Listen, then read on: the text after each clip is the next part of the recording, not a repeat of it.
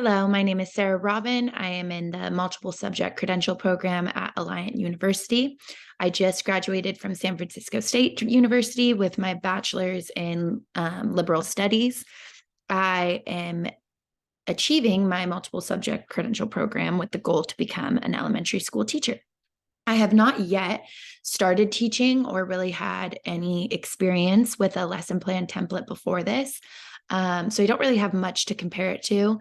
I think that we did do a few lesson plan activities while I was getting my bachelor's degree at San Francisco State, but nothing was as thorough and intricate as this. So this is kind of all new area for me, but I'm excited to learn and I really like how in-depth and thorough it is.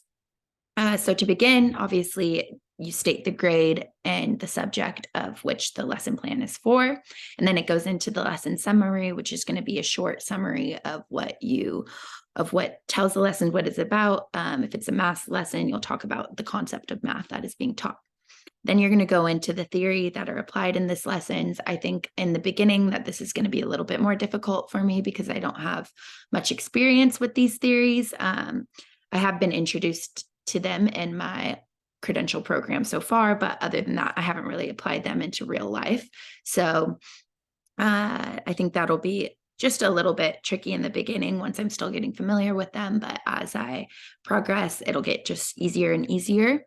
Next is the ISTE standards or the state or common core. I think same thing. I'm still familiarizing myself with the standards, but they are very self-explanatory. And I think that while writing lessons plans and while learning about the standards, I will be able to correlate them to each other with just fine. And the next is the measurable objective. What will your students be able to do? Specific, measurable, attentive, reflective, time-bound. This I think is really important. You're going to be showcasing exactly what you expect from your students out of this lesson plan. And then next is going to be diverse learners. This is going to be how you're going to be able to provide support to diversity of your students. So either students with disabilities, English learners, non-English learners, advanced learners, people that are at risk. So basically you want to be able to create something that's going to be obtainable for all types of learners and have different strategies that you could use for different types of learners and instructions that are going to support all of them clearly. Next is differentiation. I keep struggling to say that word. It's not the same as individualized instruction. So it's going to allow students to show what they know in different ways: content, process, and product. Next is classroom management. I think that this is extremely significant. How you're going to have a healthy learning environment, maintain a safe and supportive learning environment, establish a safe climate of learning. I think that could be difficult maybe in low income districts, maybe if you don't have all of the tools that you need to create that, how you can think of different strategies to do it on your own. Next is going to be the opening. This is going to be how you communicate what is about to happen and its importance, as well as how you plan on engaging your students. I think student engagement is highly, highly crucial in lesson planning, making sure that it's just not like a lecture and a take-home packet that students are really going to be able to feel like they're participating in, and there's a sense of like community. So you want to show for the teacher how importance, connections, engagements for students, what they're going to be doing. Administrator will be seeing this and hearing this for the first time. So it's a really good way of showing what your students are going to take away from it. And then any material strategies or technology used, Chromebooks, send home packets, etc. Next is going to be the introduction of the new material, how you will introduce academic language, key points, how you ensure that students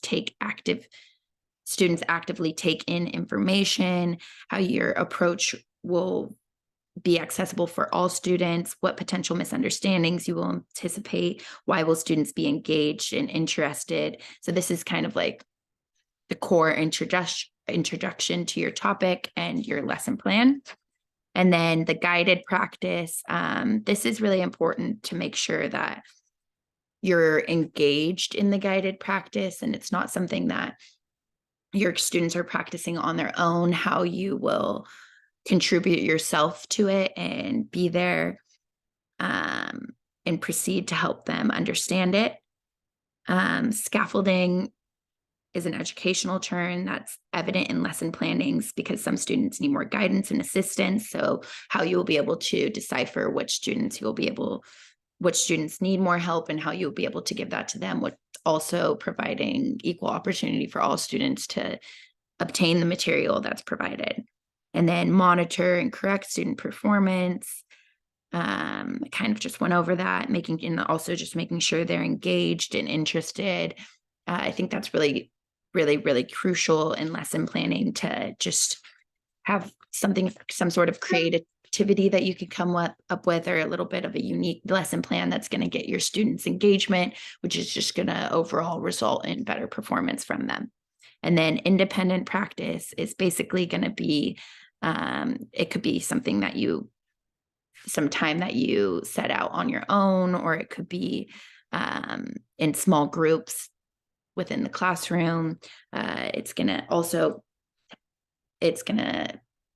add engagement when others are working in a community together. It'll bring forward new ideas and whatnot. And then closing, basically, this is going to summarize what your students have learned, the significance of it, mastery of the objective at hand. And then homework, how will students practice what they learned?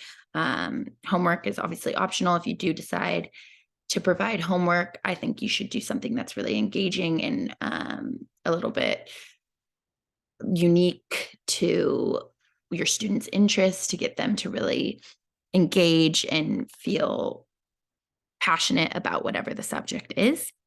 Social and emotional skills are also very, very important in lesson planning. Critical thinking, problem-solving skills, creativity, communication, collaboration, also leadership, adaptability, initiation, curiosity. Those are all really key components as well.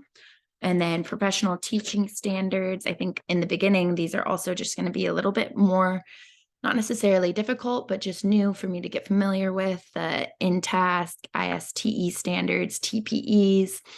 Speaking with some friends and family that are also teachers, just being able to, they've told me that throughout teaching and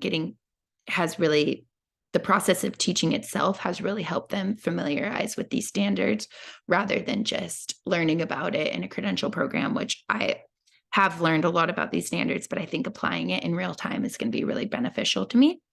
And then a reflection, a pre-teaching and a post-teaching lesson.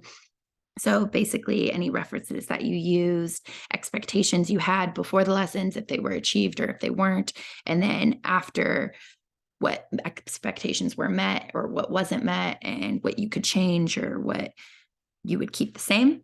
And then professional teaching standards reflection, standards identified as being supported by this lesson, and then rating your experience with them. And then also the same for the ISTE standards, just identified and being rating your experience with them for the performance throughout your lesson. TPEs as well. So I think that mostly the standards, the TPEs, and kind of the theories and the new terms that I'm being introduced to without having any firsthand experience with, are going to be the most difficult for me at this time. But I think over time, it's just going to become second nature, and I won't need to reference as much when applying those standards to my lessons plans.